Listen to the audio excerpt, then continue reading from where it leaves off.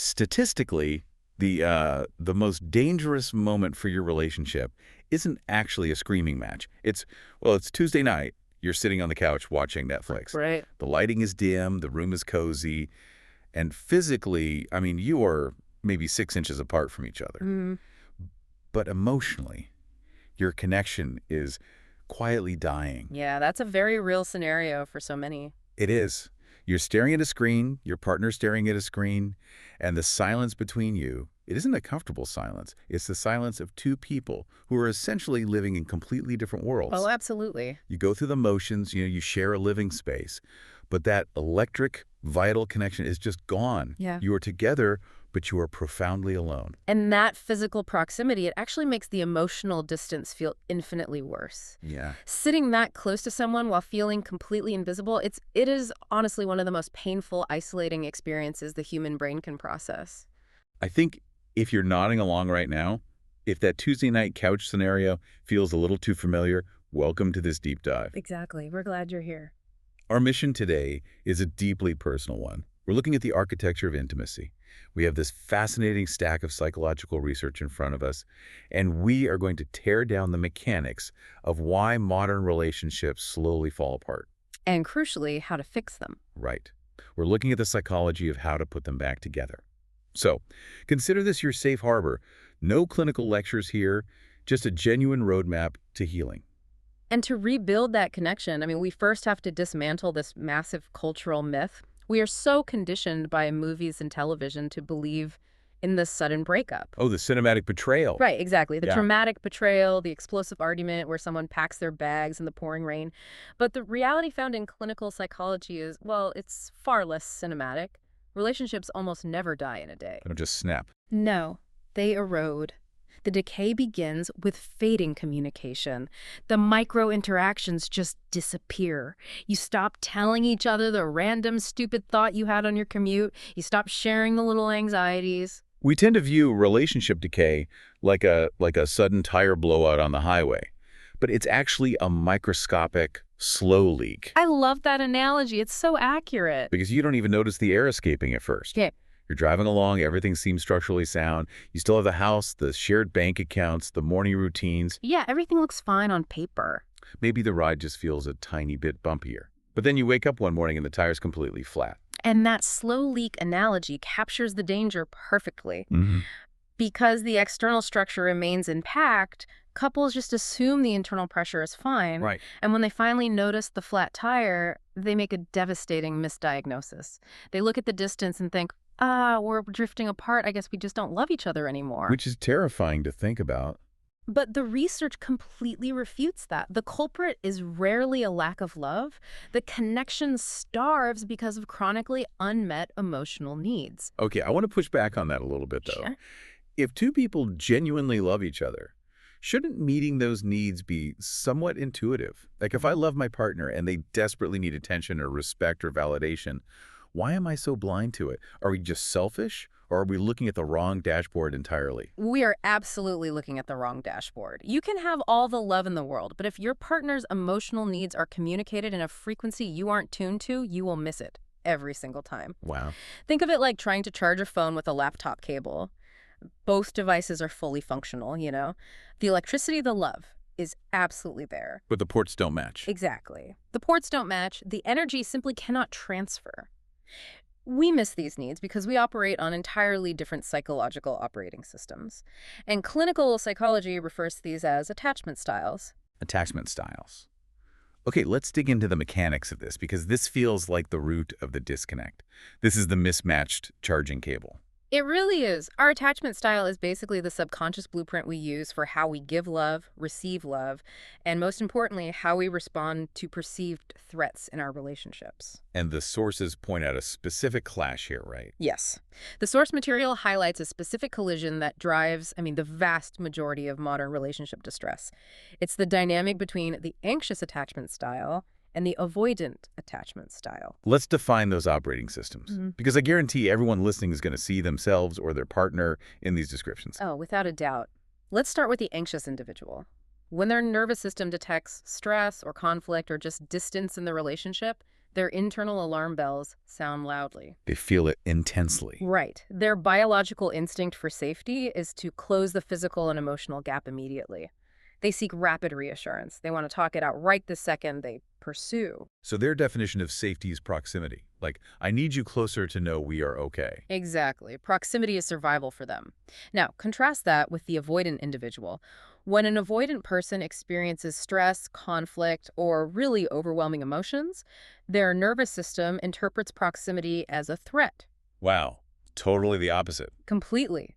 Their alarm bells tell them to pull away, to regulate their emotions in solitude. Their definition of safety is space. Okay, let's ground this in reality. Because these sound like, abstract psychological concepts, but they play out in the most mundane moments. Let's take a classic trigger. Oh, I know where you're going with this. The dishes in the sink. The infamous dishes. It's Tuesday night. Both people are exhausted. Partner A, who leans anxious, walks into the kitchen and sees a massive pile of dishes that partner B, who leans avoidant, left behind instead of loading the dishwasher. A perfect catalyst for disaster, because for the anxious partner, the dishes are not just ceramic plates. Right, it's never just the dishes. No, they represent a lack of care, a lack of respect for the shared space, and by extension, a lack of care for them. So the anxious partner's nervous system flares up. They desperately need reassurance. So they start a fight. Right. Yeah. They initiate a conflict. They start explaining why they are hurt, following their partner from the kitchen, down the hallway, and into the bedroom. They are pursuing the avoidant partner down the hall, desperate for a signal that the relationship is secure despite this frustration. Exactly. But what is actually happening inside the body of the avoidant partner as they are being followed? Well, the avoidant partner is experiencing something called physiological flooding. Their heart rate is likely spiking well above 100 beats per minute. Wow, just from being followed down a hall. Yes, because their amygdala, the primitive threat-detecting center of the brain, is totally hijacking their nervous system. The prefrontal cortex, which handles logic and rational conversation, essentially shuts down. So they can't even think straight. Not at all. They aren't trying to be malicious, Their body is literally screaming, "Danger! Retreat!" So they retreat. They go into the bedroom, close the door, and maybe even lock it. They need 15 minutes of absolute silence just to get their heart rate down and regain cognitive function. Oh man, imagine the emotional collision happening on opposite sides of that bedroom door. The anxious person is standing in the hallway staring at the locked door. Their brain translates that physical barrier as abandonment. Absolutely. They are thinking, they are shutting me out. They don't care that I'm hurting. They don't love me. I mean, to them, it feels like the relationship is ending in that exact moment. Meanwhile, behind the door, the avoidant person is leaning against the wood, just trying to catch their breath.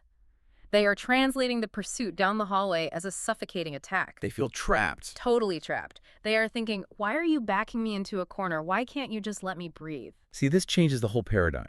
When you are standing in that hallway thinking, my partner doesn't love me anymore because they walked away, you are falling victim to a massive translation error. That's the perfect way to phrase it, a translation error. The love hasn't evaporated at all. The anxious partner's pursuit is a desperate cry to save the connection. And the avoidant partner's retreat is a desperate attempt to prevent the fight from escalating and destroying the connection. Yes. You are both trying to save the relationship, but you are using completely incompatible tactics. That is the tragic reality of the mismatched charging cable. But the beauty is, once you understand the physiological mechanics of attachment styles, it removes the malice. It's not personal anymore. Exactly. Your partner isn't a villain trying to punish you. Their nervous system is just trying to survive the stress in the only way it knows how. Understanding the why is incredibly liberating, but I feel like it's only half the battle. Because if we are trapped in this hallway standoff, how do we actually get out? Right, we need the toolkit. Let's transition into that psychological toolkit. Because the sources provide concrete, mechanism-based solutions for bridging this exact emotional divide, don't they? They do. And the first tool targets the communication breakdown directly. It's active listening. But I have to clarify, the psychological definition of active listening is much stricter than how we casually use the term. How so? The golden rule is, don't listen to reply, listen to understand. Okay, I need to challenge you on this. Because in the heat of an argument, that feels downright impossible. It's very hard, yes. Like when my partner's coming at me with grievances, my brain is working at light speed. I am listening to them, sure, but I am simultaneously drafting my opening statement for the defense. Oh, we all do that. I'm cataloging the flaws in their logic. I am reloading. Yeah. And if they are factually wrong, if they claim I did something that I absolutely did not do, don't I have an obligation to correct the record?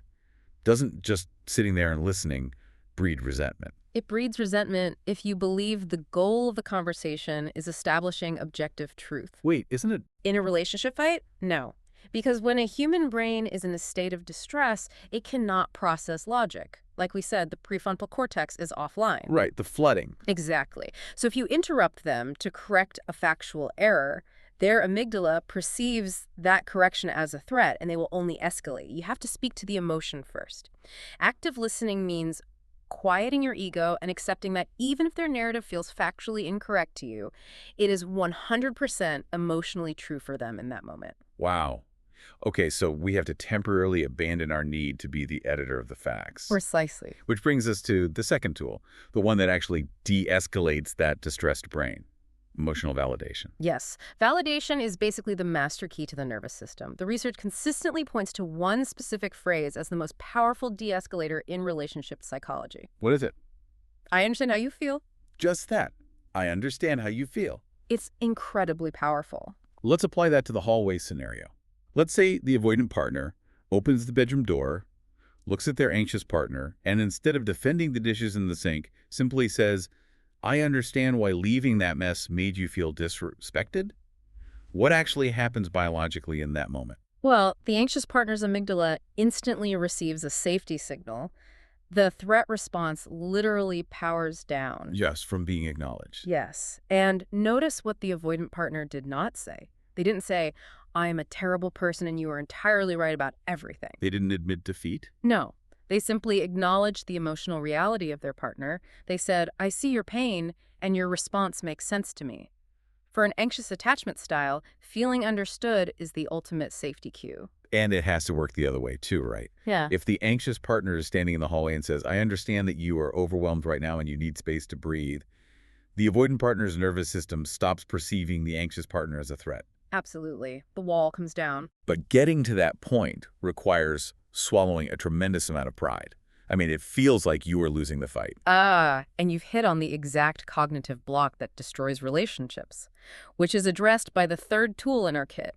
You have to stop trying to win. We really do treat our relationships like a courtroom, don't we? I really do. We cast ourselves as the prosecuting attorney, we lay out the evidence, we cross-examine our partner's past behavior, we highlight the contradictions in their testimony. Objection hearsay. Exactly. We want a judge to bang a gavel, look at our partner, and declare, you are wrong, and the prosecutor is right. But let's follow that metaphor to its logical conclusion. If you win the case, what is your prize? Nothing good. You put your partner in emotional jail. You isolate the person you love. We're turning our living rooms into courtrooms. That is beautifully said. Winning the argument practically guarantees the relationship loses. The paradigm shift here is moving from a combative mindset to a protective mindset. A protective mindset. Yeah, right. When your nervous system is urging you to score a point, to land that devastating rhetorical blow, you have to pause and ask yourself a structural question. Do I want to be right or do I want to be close? Because Yeah. you cannot have both. No, you really can't. Do I want to be right or do I want to be close? That is a terrifying mirror to hold up to ourselves. Let's look at the environment where we are trying to build this closeness, though. The fourth tool addresses the cognitive load we place on our partnerships. Yes, the quality of our time. Right. We have to elevate the concept of quality over quantity way beyond just putting our phones away. The literature introduces a really critical concept here called attention residue. Attention residue. What is that? Well, when you are sitting on the couch with your partner, but you are scrolling through emails or social media, your brain is constantly context switching. Even when you look up to answer a question your partner asked, a significant portion of your cognitive processing power is still lingering on the email you just read. So you're not actually fully there. Exactly. That lingering distraction is attention residue. And our partner's nervous system can detect that, can't it? Uh, Like, we think we are fooling them because we made eye contact and nodded, but Biologically, they know we aren't present. Absolutely, they know. We operate under this illusion of connection. We think, well, we spent 5 hours on the couch together tonight. But mathematically and neurologically, 5 hours of split attention where your partner feels secondary to a glowing rectangle, that is deeply damaging. So what's the fix? The psychological fix is dedicating just 10 minutes of pure, undivided focus. Phones in another room, real eye contact, asking a genuine question. 10 minutes without attention residue does more to repair the microscopic slow leak in your relationship than an entire weekend of distracted coexisting. It's the difference between sharing an emotional space and just sharing a Wi-Fi signal. Exactly. Let's bring this to our final tool. We've covered active listening, validating the nervous system, dropping the courtroom mentality, and eliminating attention residue. But even if you do all of that, you might still be missing the mark if you don't understand the nuance of love languages, specifically under stress. Right. Most people are familiar with the basic concept of love languages, the idea that we express and receive affection differently. Words of affirmation, quality time, physical touch, acts of service, gifts. Exactly. The crucial insight from the research, however, is how our attachment styles dictate which language we crave when the relationship is under pressure. Oh, this is fascinating. Let's tie this back to the mismatched charging cable. How does stress warp our translation of love? So, under stress, an anxious partner almost always craves words of affirmation or physical touch. They need verbal or physical proof that the bond is secure. They need to hear, I love you, right now. Right. But the avoidant partner, under that same stress, is often dealing with a massive cognitive load. Their preferred love language in that moment might be acts of service. They need someone taking a burden off their plate so their nervous system can regulate. Okay, so we have a scenario where the anxious partner is begging to hear the words, I love you and we are okay, while the avoidant partner spends their entire Saturday fixing the broken gate, washing the car, and deep cleaning the kitchen. Yes. And the avoidant partner feels like they are screaming, I love you from the rooftops through those actions. But if the anxious partner's port only accepts words, the energy doesn't transfer. It just bounces right off. The anxious partner goes to bed feeling utterly neglected, and the avoidant partner goes to bed feeling utterly unappreciated. Which just feeds the cycle. Right. You cannot just speak your own native love language louder and expect it to be understood. You have to learn the translation. Wow. We have covered immense, heavy territory today, from the slow leak of unmet needs to the physiological flooding in the hallway to this entire toolkit of validation and protective mindsets. It's really easy to look at all of this and feel exhausted by how hard love can be. It is hard, but the overarching theme of this research isn't despair. It is profound hope. How so? Because the friction we just dissected, the clashing operating systems, the translation errors, that does not mean your relationship is doomed. It simply means you are human. There is no such thing as a relationship without this friction. Right. The ultimate takeaway is that if you truly love someone, your goal is to understand their operating system, not to rewrite it. Real love is the absence of control. When we demand our partner be less anxious or force them to be less avoidant or expect them to natively speak our love language, we're really just trying to control them. Exactly. But when we put the tools to work, when we look at them and say, I see how your nervous system operates, I understand how you feel, and I am choosing to protect this connection, that is where profound intimacy is born. And it requires dropping your armor, It requires a willingness to be vulnerable instead of victorious. But the psychological reward is moving from that lonely Tuesday night on the couch to genuinely sharing a reality with the person sitting next to you. I love that. As we wrap up this deep dive, I want to leave you, the listener, with a final lingering thought. I want you to revisit that courtroom. The sources gave us a definitive rule. If you win the argument, the relationship loses. A vital rule to remember. Think back to a recent victory you had in a disagreement with someone you love. A moment where you cornered them with undeniable logic.